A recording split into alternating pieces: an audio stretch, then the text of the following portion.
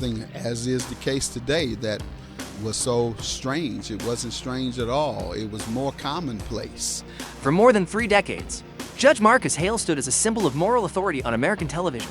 He wasn't just a judge, he was the judge convoy's measured words. A man who scolded dishonesty and rewarded accountability. Millions trusted him, families quoted him at dinner tables, churches replayed his speeches. Then, in September 2024, his wife of 37 years filed for divorce. No press conference. No warning, just court papers quietly filed, and then the floodgates opened. Whispers of a secret relationship, rumors of a child no one had ever seen, accusations that shook even the people who had known him since childhood. The same man who spent decades lecturing others about loyalty, faith, and responsibility was suddenly being accused of violating every principle he preached. What happened in the weeks after those divorce papers were filed would unravel a story far deeper than tabloids ever imagined, because Marcus Hale didn't come from power. He came from survival long before the tailored suits and courtroom cameras. He was a child growing up in East St. Louis, a place where sirens replaced lullabies and fear was learned early. His rise wasn't smooth, it was violent, it was desperate, and it was shaped by choices that followed him long after he believed they were buried. This is not just a story about scandal, it's a story about how unresolved pain can hide behind success, and how even the most respected men can fall when the past demands to be reckoned with. To understand the collapse, we have to go back to where it all began. Marcus Hale was born in 1962 in a decaying apartment complex known locally as Riverbend Courts. It had been built with hope in the 1940s, affordable housing for working families. By the time Marcus could walk, it had become a forgotten island of poverty and crime. His father disappeared before Marcus turned 6. His mother worked 2 jobs, sometimes 3, leaving him and his siblings to grow up fast or not survive at all. Nights were loud, fights spilled into hallways. Police lights painted the walls blue and red like a warning sign no one could escape. When Marcus was 11, a moment seared itself into his memory forever. A drunk neighbor kicked in their door during an argument and lunged at his mother.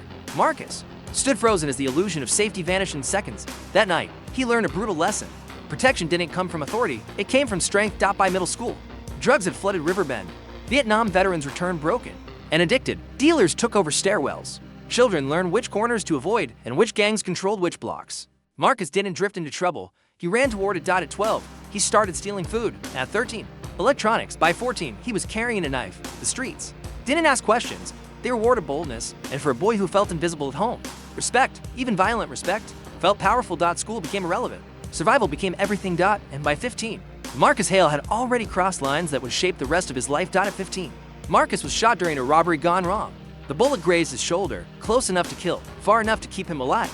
To outsiders, it looked like a warning. To Marcus, it felt like validation. He had earned his place. Arrests followed quickly. Breaking and entering, assault, weapons possession. Juvenile detention became routine, a revolving door of promises. And relapse. By 16, Marcus was affiliated with the Black Crown Crew, a local gang that controlled heroin distribution across 3 housing complexes. His role escalated fast. He wasn't just running errands, he was guarding territory, carrying weapons, making money no teenagers should ever touch. He later admitted that he carried a gun daily and used it more than once. By 17, prosecutors stopped calling him a kid. He was arrested with an unregistered handgun and charged as an adult. Sentenced to 10 months in county jail, Marcus finally felt fear, not of violence, but of time. Adult jails stripped away bravado. Survival there wasn't about reputation. It was about silence and strategy. Then his mother visited. She didn't cry. She didn't yell. She told him she was sick, liver disease, limited time. And she told him the truth he'd avoided his whole life, that he had become everything she feared. That moment broke something inside him. For the first time, Marcus realized that if he didn't change, his story would end exactly where it began, forgotten and buried. 3 weeks later, Marcus stood before a judge who didn't lecture him. Instead, the judge gave him a choice. Finish your GED and commit to probation, or finish your sentence and come back worse. Marcus chose the harder path. Inside jail, he studied relentlessly. Books replaced bravado. The same discipline he once used for crime now fueled something new, focus.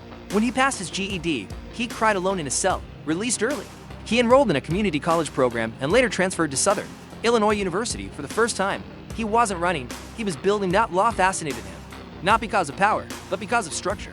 The idea that rules could protect instead of punish felt revolutionary. In 1988, Marcus was accepted into law school. The past, however, didn't disappear. When he applied for the bar, he was denied twice. His record followed him like a shadow. Statistics weren't on his side. Less than 6% of applicants with violent juvenile histories were approved. Instead of giving up, Marcus fought. He gathered testimonials. Mentored youth, spoke openly about his past, took responsibility without excuses. In 1992, the state Supreme Court approved his license. Marcus Hale had crossed a line no one expected him to survive. But success is a way of hiding unresolved wounds. And those wounds were waiting. Marcus rose quickly. By 35, he was appointed to district court.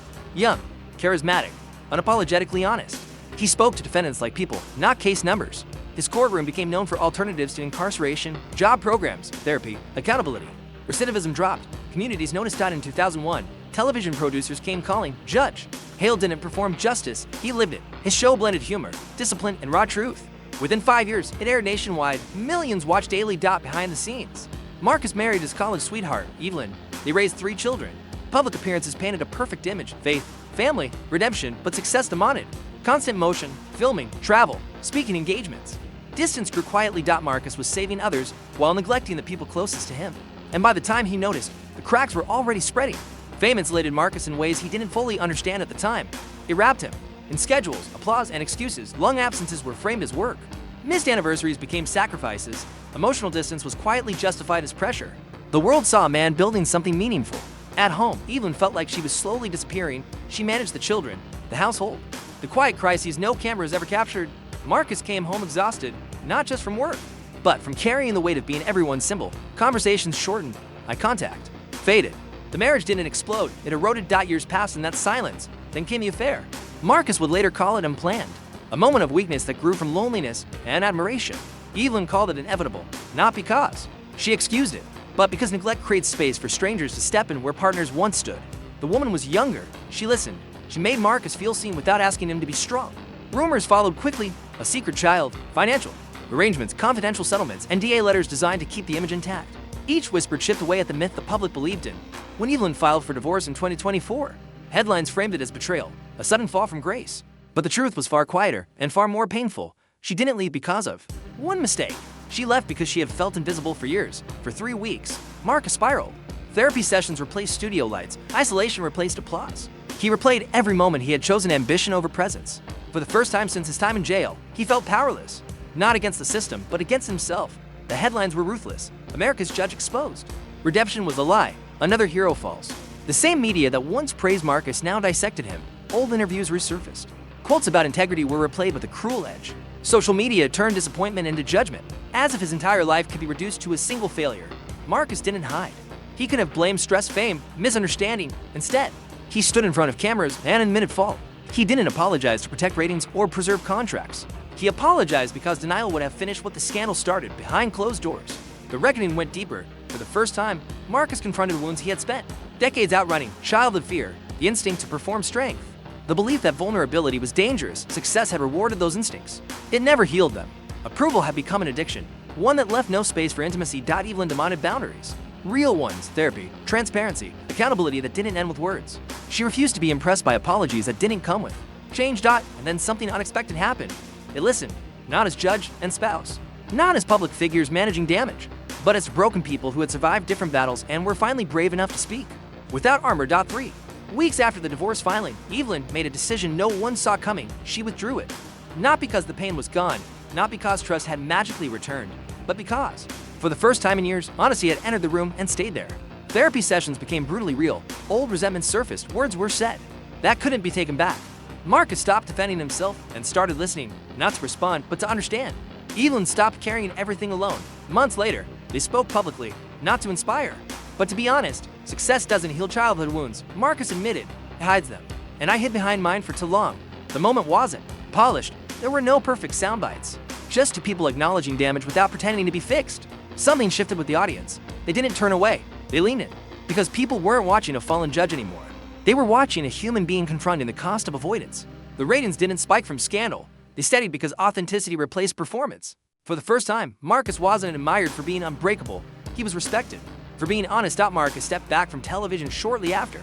Not as punishment, but as choice. He redirected his energy toward mentorship, faith, and family, places where results couldn't be measured in applause. He spent time with his children without schedules. He learned to sit in silence without needing to fill it. He launched programs focused on men raised without fathers, men who succeed publicly, but unravel privately. Men who learn survival early and vulnerability late. The conversations were raw, unfiltered, necessary. Viewership dipped at first. The absence was noticeable. Then it stabilized. Because people weren't drawn to the robe anymore. They were drawn to the truth behind it. Marcus stopped trying to be a symbol and became a participant. Flawed, learning, accountable. Redemption, he learned, wasn't about erasing the past or maintaining an image. It was about consistency. About showing up even when no one was watching. About repairing what could be repaired and owning what couldn't. Perfection had failed him. Honesty had it. Marcus Hale is no longer just a symbol of justice. He's a story, a complicated one. A human one, his life now stands as a reminder that redemption isn't a moment, it's a daily choice. That success doesn't cancel pain, and that integrity isn't proven by never falling, but by how you rise when everything familiar collapses. The robe still hangs in his closet, but it no longer defines him. What defines him now is accountability without excuses, growth without applause, love rebuilt slowly, not theatrically. And maybe that lesson, learned the hard way, matters more than any verdict he ever delivered.